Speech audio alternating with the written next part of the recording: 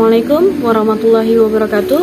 Perkenalkan, nama saya Najwa Nazila dengan nomor NIM belakang 043. Halo semuanya, perkenalkan saya Niken Rahmasari dengan NIM belakang 044. Halo, perkenalkan nama saya Hesti Fidiani dengan NIM belakang 052. Halo, perkenalkan nama saya Lulusa Fitri dengan NIM belakang 065.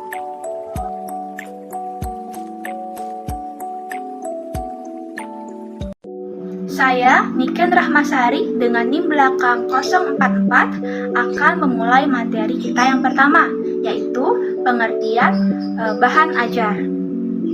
Bahan ajar merupakan seperangkat sarana atau alat pembelajaran yang berisikan materi pembelajaran, metode, batasan-batasan, dan cara mengevaluasi yang didesain secara sistematis dan menarik dalam rangka mencapai tujuan yang diharapkan, yaitu mencapai kompetensi atau subkompetensi dengan segala kompleksitasnya.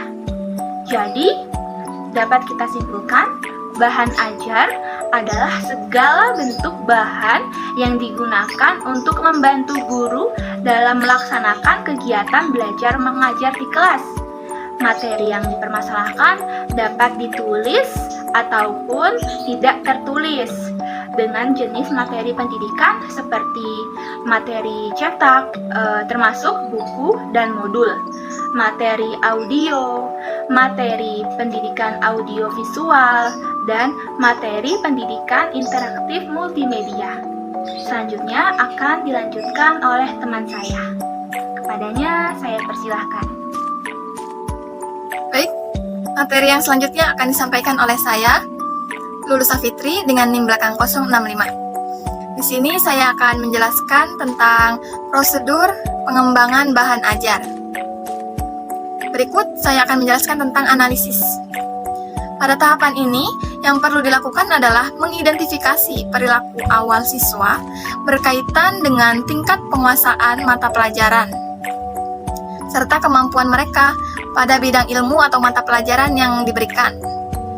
Lalu, untuk menentukan seberapa jauh sih siswa tersebut memahami dan menguasai materi atau isi pelajaran. Kita juga harus mengetahui usia, bahasa, latar belakang ekonomi, dan lain sebagainya. Karena informasi yang kita dapatkan mengenai perilaku awal dan karakteristik siswa akan bermanfaat untuk kita sebagai calon guru untuk menentukan jenis bahan ajar mana aja sih, atau jenis bahan ajar apa sih yang dapat kita kembangkan. Karena kita tahu kan bahwa seorang siswa itu memiliki karakteristik dan model belajar yang berbeda-beda. Nah, jadi dengan ada upaya analisis ini kita dapat mengetahui strategi apa dan model pembelajaran seperti apa yang dapat kita berikan kepada siswa tersebut. Lalu proses yang kedua yaitu perancangan.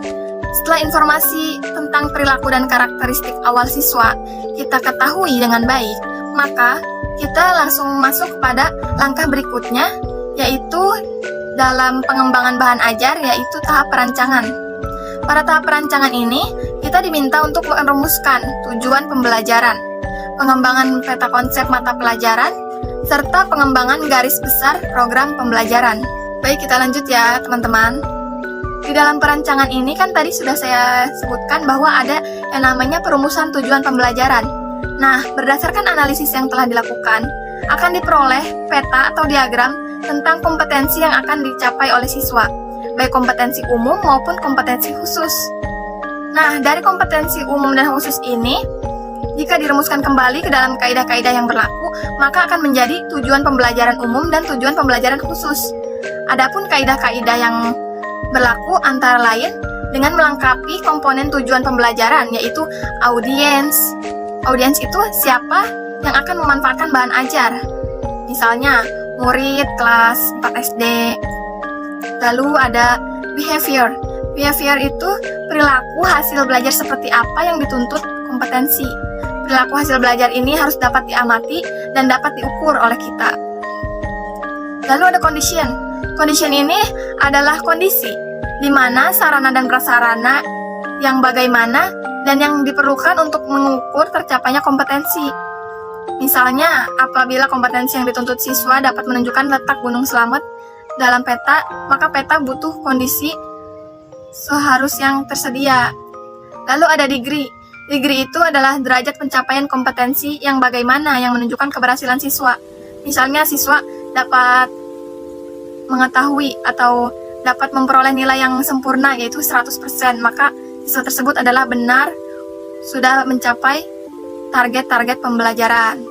Baik, proses atau tahapan yang selanjutnya yaitu pengembangan, di mana jika komponen-komponen lainnya sudah siap dan kita pun sudah siap sebagai calon guru terhadap bahan ajar yang diperlukan untuk proses pengembangan, maka persiapan dan perkembangan harus sangat matang untuk memperoleh hasil yang baik.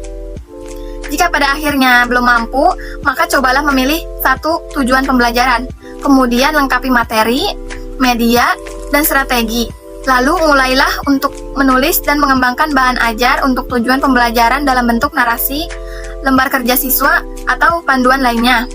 Contoh-contohnya, atau latihan tugas-tugasnya, dan lain-lain sebagainya. Dan tahapan yang terakhir adalah evaluasi dan revisi, di mana evaluasi merupakan proses untuk memperoleh beragam reaksi dari berbagai pihak terhadap bahan ajar yang dikembangkan. Kemudian berisi masukan untuk memperbaiki dan menjadikan bahan ajar lebih berkualitas. Evaluasi juga diperlukan untuk melihat efektivitas bahan ajar yang akan dikembangkan. Nah, di dalam tabel modul 2.2 terdapat evaluasi hasil belajar yaitu dengan 4 cara, yaitu ada menelaah ahli materi, lalu menguji satu-satu, menguji kelompok kecil-kecil, serta menguji lapangan. Terdapat banyak lagi perbaikan dalam bahan ajar, baik secara umum maupun secara khusus pada komponen-komponen tertentu dalam bahan ajar. Yang perlu diingat bahwa perbaikan tersebut harus diikuti oleh perbaikan dan penyesuaian pada komponen lainnya sehingga diperoleh bahan ajar yang utuh dan terpadu. Mungkin cukup sekian materi dari saya. Materi selanjutnya akan disampaikan oleh rekan saya. Terima kasih. Materi selanjutnya tentang jenis-jenis bahan ajar. Yang pertama ada bahan ajar cetak. Menurut Kemp dan Dayton pada tahun 1985, bahan ajar cetak adalah sejumlah bahan yang disiapkan dalam kertas yang dapat berfungsi untuk keperluan pembelajaran atau penyampaian informasi. Keunggulan bahan ajar cetak yaitu 1. Bisa dibaca di mana saja. 2. Tidak diperlukannya alat yang khusus dan mahal untuk memanfaatkannya. 3. Dalam hal pengiriman, bahan ajar cetak ini relatif lebih mudah, efisien, dan cepat, serta ongkosnya relatif lebih murah dibandingkan ongkos pengiriman jenis media-media lainnya. 4. Dari sudut pembelajaran, bahan ajar cetak ini lebih unggul dibandingkan bahan ajar jenis lainnya, karena bahan ajar cetak merupakan media yang sangat canggih dalam hal mengembangkan kemampuan siswa untuk mampu belajar tentang fakta dan mampu mengerti prinsip-prinsip umum dan abstrak dengan menggunakan argumentasi yang logis. 5. Dalam hal kualitas penyampaian, bahan ajar cetak dapat menyajikan kata-kata, angka-angka, notasi musik, gambar 2 dimensi, serta diagram. Sedangkan kekurangan dari media cetak yaitu tidak mampu mempresentasikan gerakan, penyajian materi dalam bahan ajar cetak bersifat linear, tidak mampu mempresentasikan kejadian secara berurutan, diperlukan biaya yang tidak sedikit untuk membuat bahan ajar cetak yang bagus, dan dibutuhkan kemampuan membaca yang kuat dari pembacanya. Selanjutnya, kelemahan utama dari bahan ajar cetak adalah sulit memberikan bimbingan kepada pembaca yang mengalami kesulitan memahami bagian tertentu dari bahan ajar cetak tersebut. Contoh bahan ajar cetak antara lain buku, handout, lembar kerja siswa atau LKS, dan modul. Yang kedua, ada bahan ajar non-cetak. Bahan ajar non-cetak adalah segala bentuk bahan yang digunakan untuk membantu guru atau instruktur dalam melaksanakan kegiatan pembelajaran yang dituangkan dalam teknologi non-cetak atau menggunakan media digital. Kelebihan bahan ajar non-cetak yaitu 1. Dapat menampilkan kombinasi antara gambar dengan gerakan. Kedua, dapat menggabungkan semua unsur media seperti teks, video, animasi, gambar, grafik, sound menjadi satu kesatuan penyajian. Ketiga, memanfaatkan keunggulan komputer atau digital media ataupun teknologi jaringan atau komputer network. Adapun kekurangan bahan ajar non-cetak yaitu 1. Membutuhkan alat yang lengkap untuk menggunakannya. Kedua, membutuhkan biaya yang relatif mahal untuk pengadaan alat bahan ajar non-cetak. Ketiga, penggunaannya harus mempunyai skill yang sesuai dengan bahan ajar yang digunakan. Baik, Assalamualaikum warahmatullahi wabarakatuh. Perkenalkan, nama saya Najwa Nazala dengan nomor NIM belakang 043. Saya dari kelompok 10 akan menjelaskan konsep bahan ajar. Bahan ajar atau materi pembelajaran secara garis besar terdiri dari pengetahuan, keterampilan, dan sikap yang seharusnya dipelajari siswa dalam rangka mencapai standar kompetensi yang telah ditentukan. Secara terperinci, jenis-jenis materi pembelajaran terdiri dari pengetahuan, keterampilan, dan sikap ataupun nilai. Bahan ajar juga dapat diartikan seperangkat fakta, konsep prinsip, prosedur, dan atau generalisasi yang dirancang secara khusus untuk memudahkan pengajaran.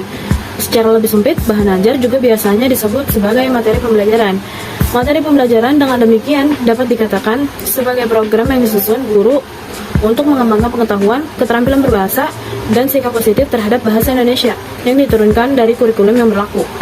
Bahan ajar memiliki fungsi pembelajaran. Beberapa fungsi bahan ajar tersebut adalah: yang pertama, ada pedoman bagi guru yang akan mengarahkan semua aktivitasnya dalam proses pembelajaran, sekaligus substansi kompetensi yang seharusnya diajarkan kepada siswa. Yang kedua, ada pedoman bagi siswa yang mengarahkan semua aktivitasnya dalam proses pembelajaran sekaligus merupakan substansi yang seharusnya dipelajari atau dikuasainya. Yang ketiga, ada alat evaluasi, pencapaian atau penguasaan hasil pembelajaran. Dalam proses penyusunannya, bahan ajar disusun secara cermat, sehingga bahan ajar tersebut mampu berperan bagi pengembangan kompetensi siswa. Pengembangan bahan ajar dilakukan dengan berbasis pada model-model pembelajaran, sehingga model pembelajaran akan mampu menyediakan aneka model, metode, dan sarana pengajaran yang akan mempermudah siswa belajar. Selain itu, bahan ajar juga hendaknya disusun berbasis penerapan penilaian formatif, sehingga bahan ajar akan dapat digunakan untuk memantau tahap perkembangan kemampuan siswa.